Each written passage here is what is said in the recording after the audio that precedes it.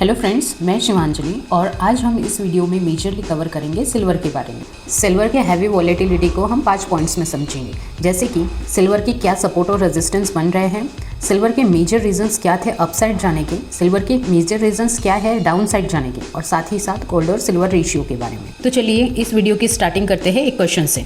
हमें कमेंट में बताइए कि इस साल 2026 में किस मेटल में अच्छे रिटर्न्स की एक्सपेक्टेशंस हैं। ऑप्शन है गोल्ड, सिल्वर, कॉपर या प्लेटिनियम।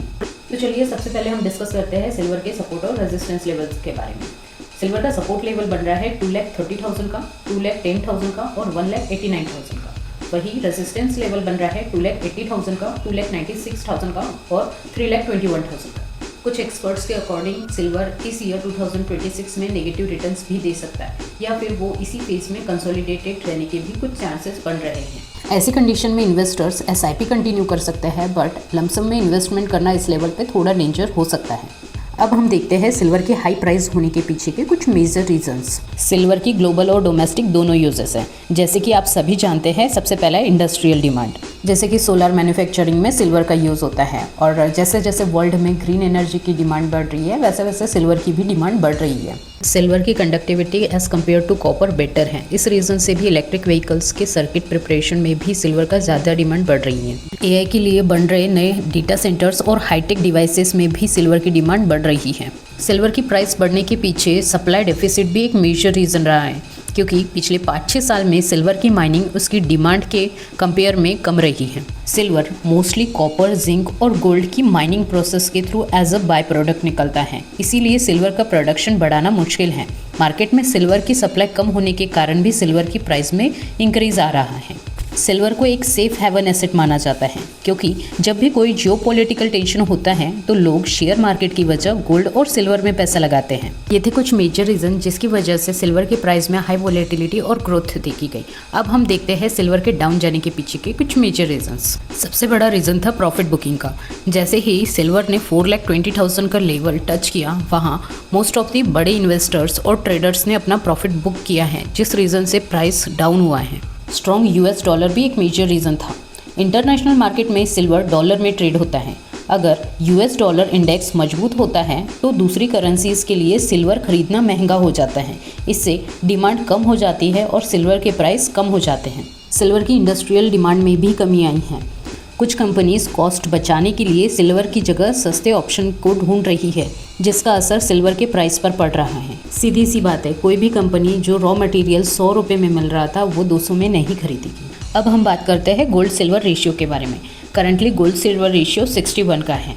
पिछले 50 सालों में ये रेशियो 40 के नीचे नहीं गया है और 90 के ऊपर भी नहीं गया है, बट कोविड में हाई टेंशन की वजह से ये रेशियो 126 तक के पहुँच गया था।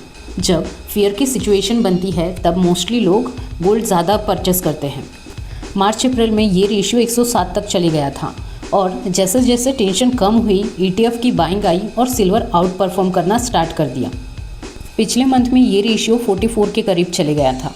वो ऐसी सिचुएशन थी जो शो कर रही थी कि सिल्वर में बहुत ज़्यादा करेक्शन आएगा या गोल्ड में अच्छी तेज़ी आएगी। गोल्ड में जंप के लिए रीज़न हो सकते थे कि ट्रंप वेनेजुएला पर अटैक करे या ईरान पर अटैक करे, तो इन टेंशन के रीज़न से गोल्ड में ग्रोथ देखी जा सकती थी, बट गोल्ड में ग्रोथ नहीं आई और सिल्वर अच्छा करेक्ट कर गया, जिसके चलते गोल्ड सिल्वर रेशियो अभी 61 के करीब ट्रेड कर रहा है। ये थे detail about gold and silver ratio. और अगर आप सिल्वर और गोल्ड से हटकर दूसरे मेटल्स में इन्वेस्टमेंट करना चाहते हैं तो मार्केट में कुछ ऐसे ऑप्शन भी अवेलेबल है जो हाई रिटर्न दे सकते हैं, लेकिन याद रखिए इनमें भी रिस्क और वॉलेटिलिटी भी ज़्यादा होती है। सबसे पहला मेटल है कॉपर। कॉपर को फ्यूचर का सबसे बड़ा प्लेयर माना जा रहा है।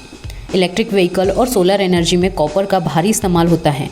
एक EV में नॉर्मल कार से 3 से 4 गुना ज़्यादा कॉपर लगता है, और जैसे जैसे दुनिया ग्रीन एनर्जी की तरफ बढ़ेगी कॉपर की डिमांड बढ़ेगी और इससे प्राइस में हाइप आ सकती है। सेकंड है प्लैटिनम। प्लैटिनम अक्सर गोल्ड से महंगा हुआ करता था, लेकिन फ़िलहाल ये काफ़ी डिस्काउंट में मिल रहा है। प्लैटिनम का यूज़ गाड़ियों के पॉल्यूशन कंट्रोल, कैटालिटिक कन्वर्टर्स और हाइड्रोजन फ्यूल सेल्स में यूज़ होता है। अगर गोल्ड बहुत ज़्यादा महंगा हो जाता है तो लोग ज्वेलरी के लिए प्लैटिनम की तरफ शिफ्ट होते हैं, और ये एक अंडर वैल्यूड एसेट है, तो एक प्लैटिनम भी एक अच्छा ऑप्शन है इन्वेस्टमेंट के लिए। नेक्स्ट है लिथियम और कोबाल्ट। इन्हें मॉडर्न एज मेटल भी कहा जाता है। आपके स्मार्टफोन से लेकर टेस्ला की कार तक सब लिथियम आयन बैटरीज पर चलते हैं। इसमें रिस्क ये है कि इनकी माइनिंग और टेक्नोलॉजी में बदलाव तेज़ी से आते हैं, इसीलिए ये थोड़े रिस्की हो सकते हैं, बट रिटर्न्स में अच्छे दे सकते हैं रिटर्न्स। नेक्स्ट है एल्यूमिनियम और जिंक। ये बेस मेटल्स इंफ्रास्ट्रक्चर जैसे कि बिल्डिंग, ब्रिजेस, पैकेजिंग में काम आते हैं। जब इकोनॉमी ग्रो करती है और कंस्ट्रक्शन बढ़ता है तो इन मेटल्स की डिमांड में तेज़ी आती है। आप मेटल में investment through SIP, mutual fund या फिर स्पेसिफिक मेटल्स में भी इन्वेस्टमेंट कर सकते हो। ये वीडियो एजुकेशन पर्पज़ के लिए है। आपको ये वीडियो कैसा लगा हमें कमेंट में ज़रूर बताइए और ऐसे ही वीडियोस के लिए फॉलो करें द फाइनेंस स्ट्रीट।